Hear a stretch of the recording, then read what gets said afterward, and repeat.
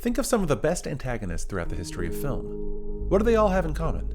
It's not just the clothes they wear, the words they speak, or the actions they make. The most effective antagonists service the story and enforce the larger themes of the film. In Story, Robert McKee says, "A protagonist in a story can only be as intellectually fascinating and emotionally compelling as the forces of antagonism make them. The more powerful and complex the forces of antagonism opposing the character, the more completely realized character and story must become." John Truby puts it this way in his book, The Anatomy of Story. The relationship between the hero and the opponent is the single most important relationship in the story. In working out the struggles between these two characters, the larger issues and themes of the story unfold. The main character is only as good as the person he fights. The greater the villain, the greater the conflict, the greater the story. But then, why is it popular to say that the multi-billion-dollar Marvel Cinematic Universe has a villain problem? I'm going to take John Truby's 6 elements that make a compelling opponent from his book, The Anatomy of Story, and we'll examine how past Marvel villains got it wrong and how Black Panther's excellent villain, Erik Killmonger, got it right. First, make the opponent necessary. The hero of every story should have a weakness. Not necessarily an external physical weakness, but an internal character weakness. And the main opponent should be the one person in the world best suited to attack the hero's weakness, and they should attack it relentlessly. In a well-written story, a necessary opponent either forces the hero to overcome this weakness or destroys them. This push towards greatness makes it possible for the hero to grow and to reach their full potential. Let's take Tony Stark from Iron Man 2. His greatest weakness in the film is his battle with mortality, due to the palladium core in his chest that is slowly poisoning him. Tony pushes everyone he loves away as he keeps his condition a secret. He also struggles with identity in light of his father's past successes and failures, and questions his own legacy that he will leave behind. Now that we have our hero's weakness, does the villain attack this weakness better than anyone else? Ivan Vanko is the son of Tony's father's old partner, who was later disgraced and died penniless in part due to the actions of Howard Stark. The motivations of Ivan against Tony fit in part with Tony's weakness of identity and family legacy, but after his attack early in the film, Ivan basically disappears for a majority of the film. I want my bird. I can get your bird and get you 10 birds. I want my bird. Well, okay, nothing's impossible. He's not relentlessly attacking Tony's weakness because Tony isn't even aware that he's still alive. Ivan comes back at the end of the film and attempts to destroy the Stark legacy, but at that point, the tension of the conflict had already disappeared. Now let's take T'Challa from Black Panther. His greatest weakness is his struggle to be both a good man and a good king. He wants to be a strong and loyal king that looks to peace first, but being a king means making hard and difficult decisions that aren't always black and white. Wakanda does not need a warrior right now. We need a king. His father, T'Chaka, tells him that he's a good man with a good heart, but it's hard for a good man to be king. Combined with that, T'Challa also wants to keep Wakanda and its citizens protected from the rest of the world at all costs. This is his weakness and his vulnerability. Enter the opponent, Erik Killmonger. Not only does Killmonger want to strip T'Challa of the throne, he wants to be king so he can start a deadly revolution around the world that will then expose Wakanda.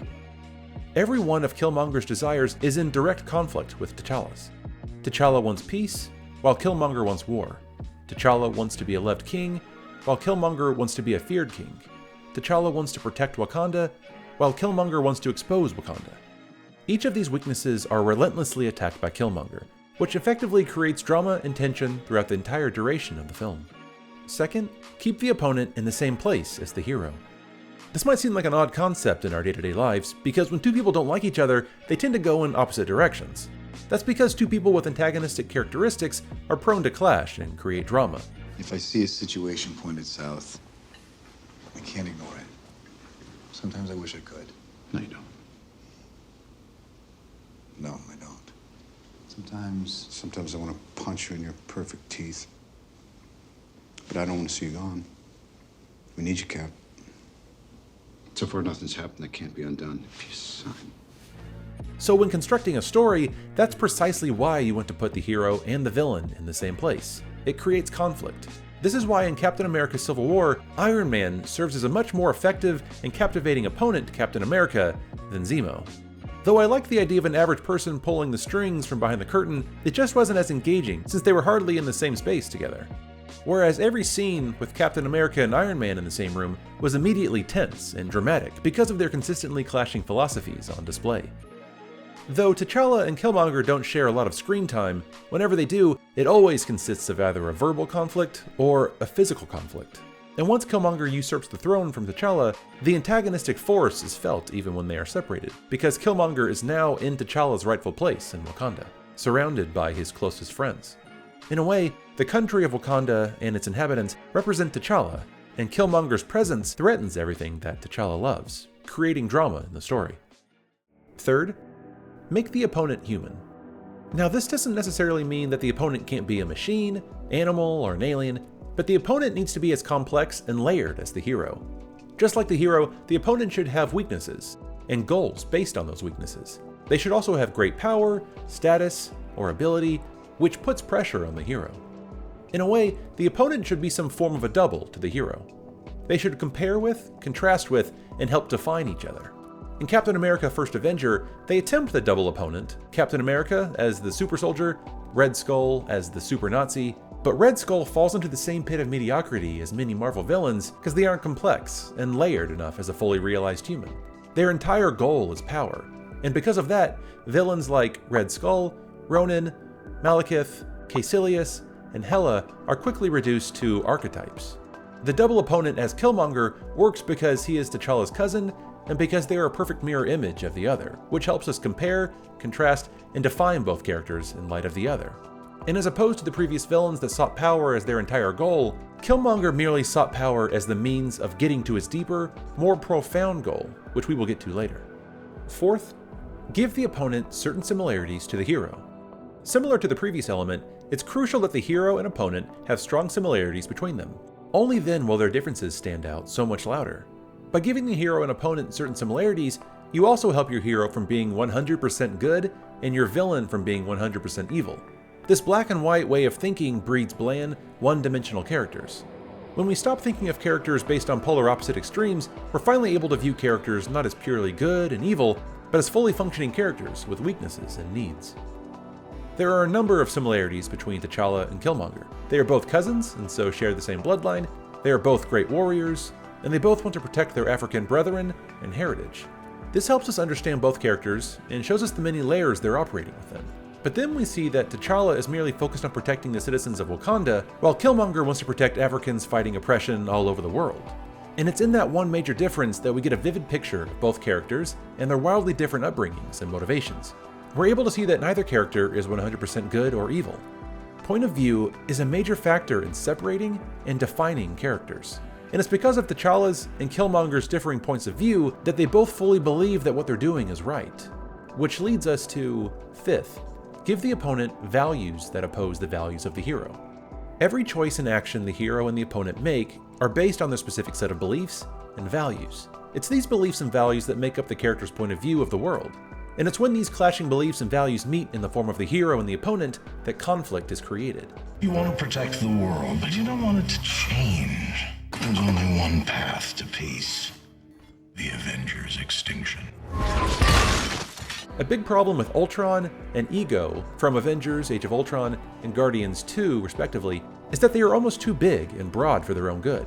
Ultron is a sentient robot wanting to wipe out the human race in order to save the planet from itself, and Ego is a godlike celestial being who wants to terraform every planet in the universe so that they can become extensions of himself, thus killing the universe's entire population. The fact that they are a robot and a god isn't the issue, it's that their values are never clearly defined, and so the audience can never fully understand them. And when the villain's values are abstract, they can never specifically align with the hero's. We've already talked about the conflicting points of view of T'Challa and Killmonger, but there's another value that separates the two: their treatment of women. T'Challa surrounds himself with powerful women: his romantic interest, Nakia, his bodyguard and friend, Okoye, his mother, Ramonda, and his sister, Shuri. They are all intelligent, strong, and they are T'Challa's closest allies. In contrast, we're first introduced to Killmonger as he poisons a female museum curator, he later murders his supposed girlfriend, chokes an elderly Wakandan lady, and primarily focuses attention on fighting women in the climactic battle at the end of the film. Killmonger kills anyone that gets in the way of his larger plan, but it's an interesting and most likely intentional choice by director Ryan Coogler to display this dichotomy in the treatment of women between the hero and the villain. It's a way of reminding the audience that Killmonger is indeed the villain of the story. A necessary reminder, especially once the audience learns of Killmonger's larger moral argument, which almost makes him a sympathetic character. And that leads us to the final element of a compelling opponent. Sixth, give the opponent a strong but flawed moral argument. When a writer creates characters that are one-dimensional and 100% good or evil, they become mechanical and uninteresting. That's why I've never found the Winter Soldier to be compelling as a villain. Since the character is programmed to be 100% evil through brainwashing, he's become mechanical. He's stripped of any desires, fears, and anything that makes him relatable.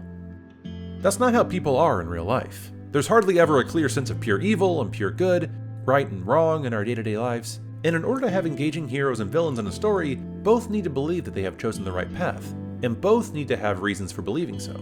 And a skilled writer must make sure that the opponent's argument is compelling and powerful, but ultimately flawed.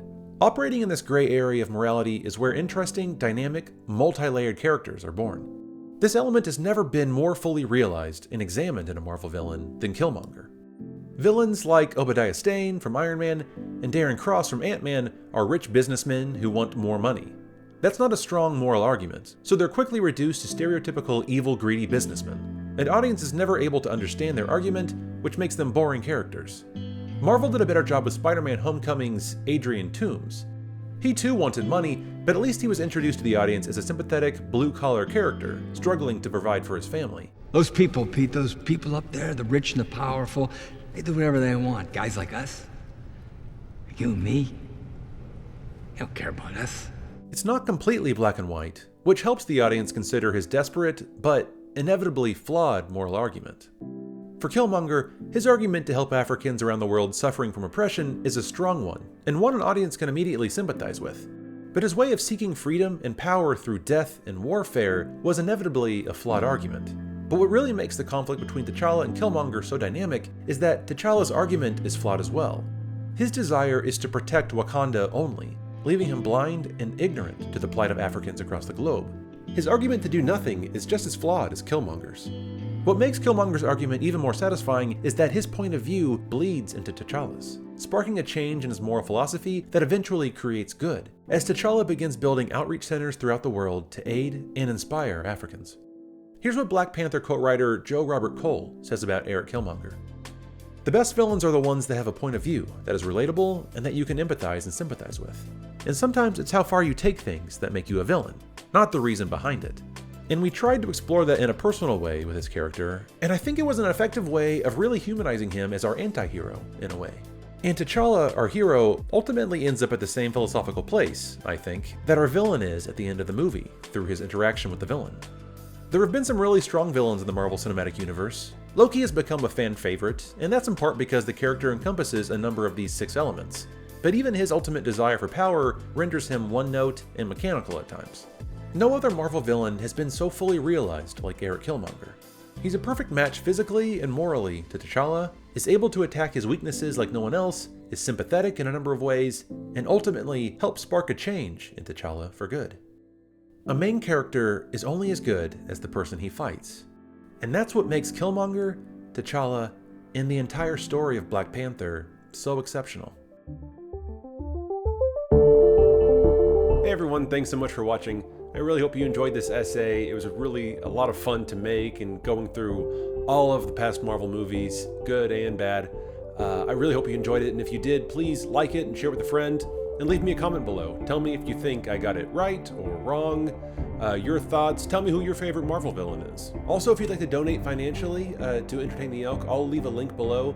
That way you can help me make more videos. All of the money goes back into the channel so I can have better equipment, make better animations, make better essays for you, the viewer. Also, if you do that, you get exclusive access to rewards such as t-shirts, audio commentaries, and get the videos released to you earlier. So if you're able to do that, I'll leave a link below. Thanks again everyone for watching. If you haven't already, go see Black Panther. It really is great. And I'll see you next time. Bye.